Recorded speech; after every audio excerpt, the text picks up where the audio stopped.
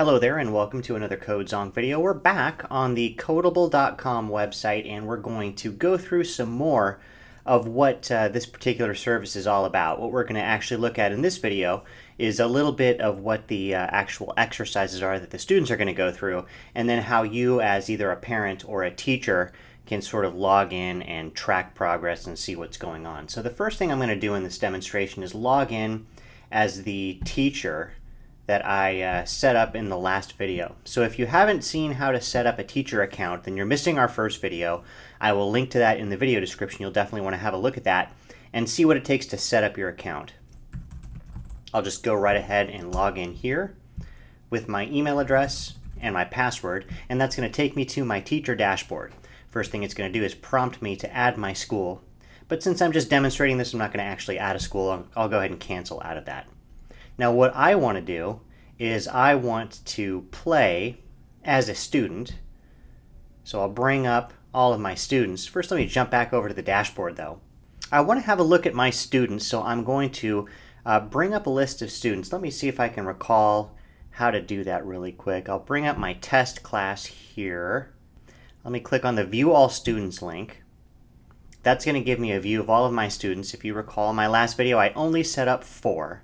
Now what I'll do is, in this example, I'll take a look at Robert M. Robert M, as you can see, is part of my test class, but he's done 0 lessons. So the dashboard helps us sort of track what your students are doing. So I'm going to bring up Robert M. This shows me that not a whole lot has gone on. What I'm going to do is I'm going to go ahead and take his student code and grab that. Let's see, that was for Robert M. I think though as a teacher though, I should just be able to use this interface to start going through the exercises as Robert M. In fact, let me press play. Yeah, so it's gonna just let me play as Robert M that way, but what I'll show you is what the students will actually encounter. I'll go ahead, I've copied his student code to my clipboard. I'm gonna go back over to my dashboard. And this is going to allow me to enter the student code. So this is what the student would usually see. They'll be prompted for their student code, which I'll go ahead and paste in here. And then we can start playing as Robert M.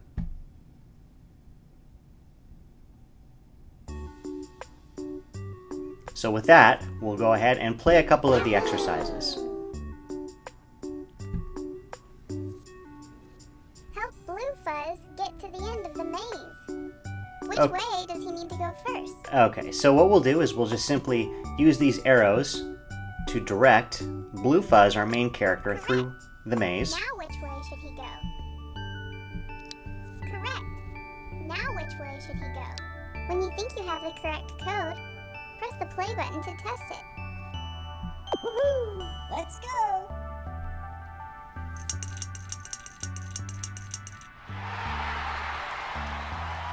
Okay, so that's pretty straightforward. We'll go through the next one here real quick. Now what I'll do is I'll get through a couple of these mazes, but what I'll show you also is what ends up happening when you get something wrong.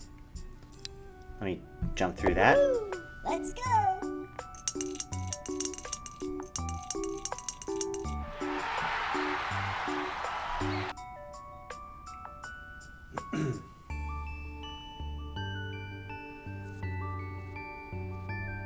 Alright, let me go ahead and deliberately make a mistake here. Instead of going down, I'll go up and over, and we'll leave it at that, which we know is not correct, but I'll hit play. Woohoo! Let's go! So it prompts the student to let them know right away that that's just not going to work, and it lets them know they need to try it again. So you can very easily correct a mistake just by doing that. So that's going to get us over and down and over. We need to go up, over, down, and over, and play through. Woohoo! Let's go!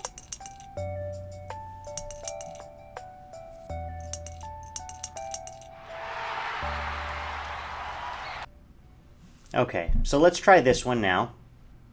We're going to go over and we're going to go up. We'll go over. We'll go down. We'll go over. We'll go down. and then we'll go over. And you'll see that usually it's going to kind of give you somewhat of a hint. You know that you can't make it too complicated because you'll run out of options here. You'll run out of space to put your arrows in. Woohoo! Let's go!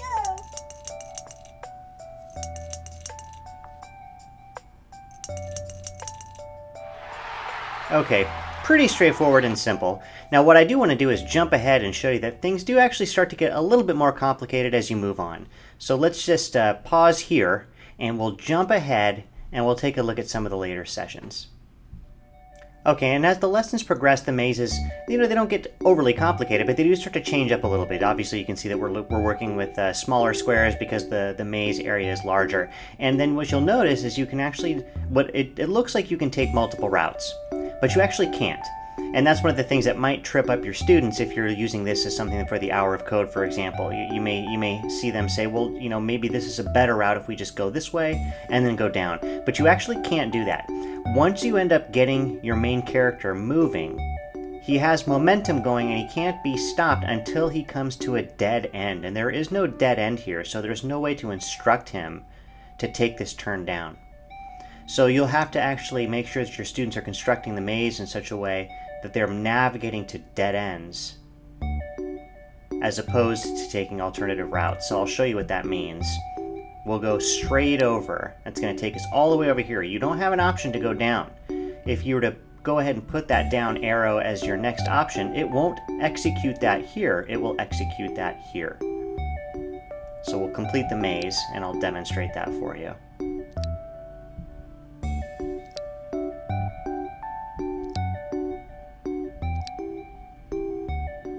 Woohoo! Let's go!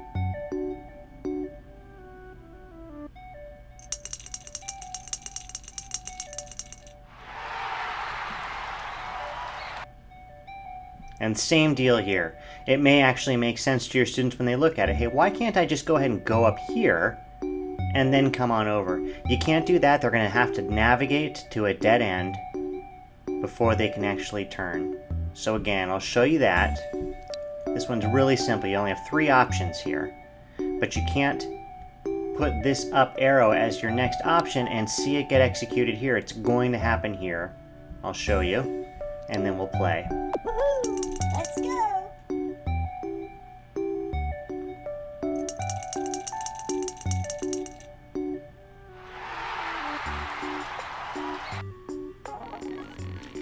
And the nice thing is, as you continue to work through these exercises, your students actually unlock new characters, which leads to new exercises. So let's go ahead and stop there, and I'll take you back to the dashboard so you can see a couple of things happening that are beneficial to you as the parent or the teacher.